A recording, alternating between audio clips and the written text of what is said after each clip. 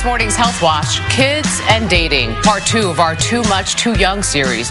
It's always been a controversial issue in the lives of young people.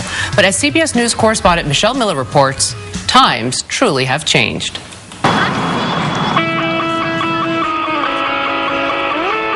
Dating. It's a rite of passage almost every teen experiences. How many of you are allowed to date? Probably, yeah. What is that? What is this?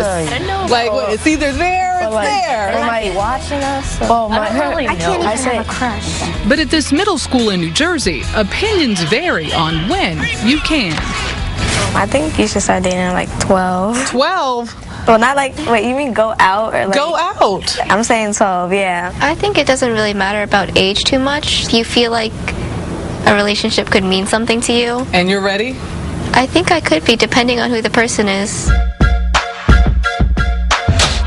At this age, dating can mean different things to different people.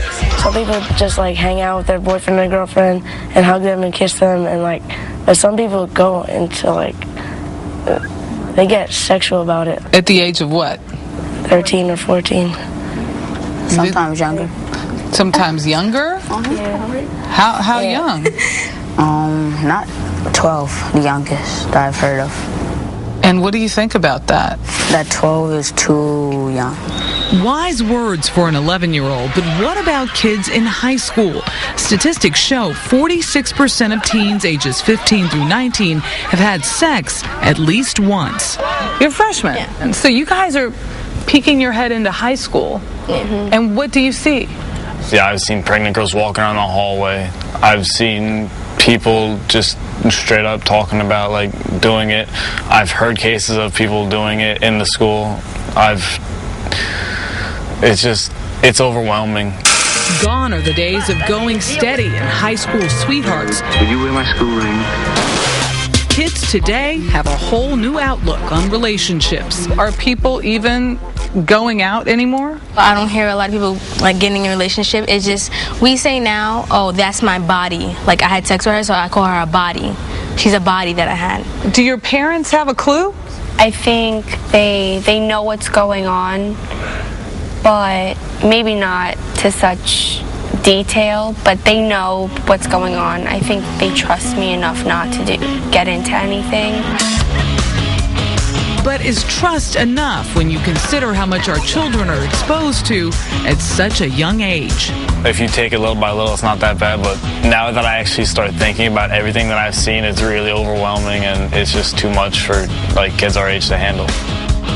Joining us now are child psychologist Dr. Jennifer Hartstein and Linda Fears, editor-in-chief of Family Circle magazine, and its new website, MOMSTER.com. Good morning, ladies. Good morning. Linda, let me begin with you. What is the right age to let your kids start dating? Well, that's the big question, right? On MOMSTER.com, all the moms are asking this, and this is one of the most active groups on the website. And a lot of moms are throwing out, well, I had to be 18, so my kids have to be 18. And other moms are responding saying, you know, what are you, nuts? That's, way too old.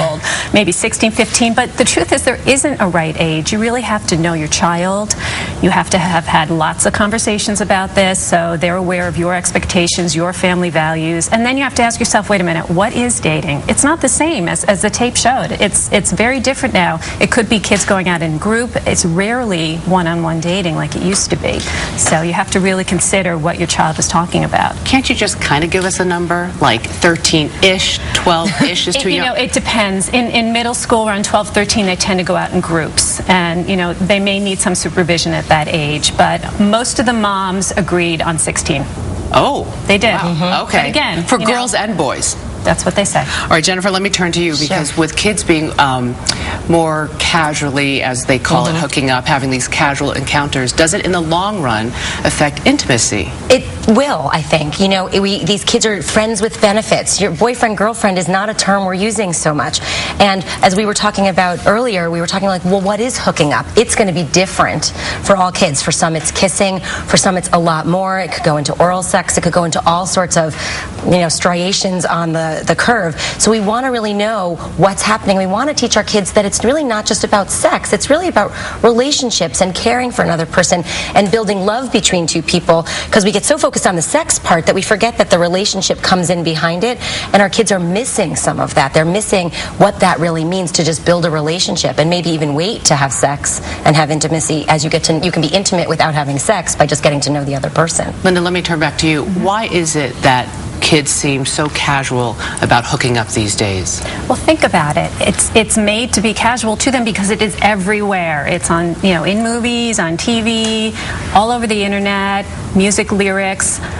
Sex is all around them 24/7, and so they've become really desensitized to it. So, according to them, it's everywhere. It's not a big deal. Yeah, so I could see that. All right, the other big question, Jennifer, is when should you have the big talk with your kids? And what should that big talk be about? Okay, so the fact is there is not a set time. You need to start as early as you can. So that may mean starting with your 4- and 5-year-old when they may say, well, where do babies come from? You're going to have an answer for that. What do you say? You may just say, well, they start in mommy's belly and they come out of mommy, and that may be enough. That may be all they want to know right then. And then when they're 8, they may come back and ask the question again, and you're going to be more specific and detailed. So you're going to go on, and the fact is, have as many teachable moments, have as many opportunities to discuss it as possible.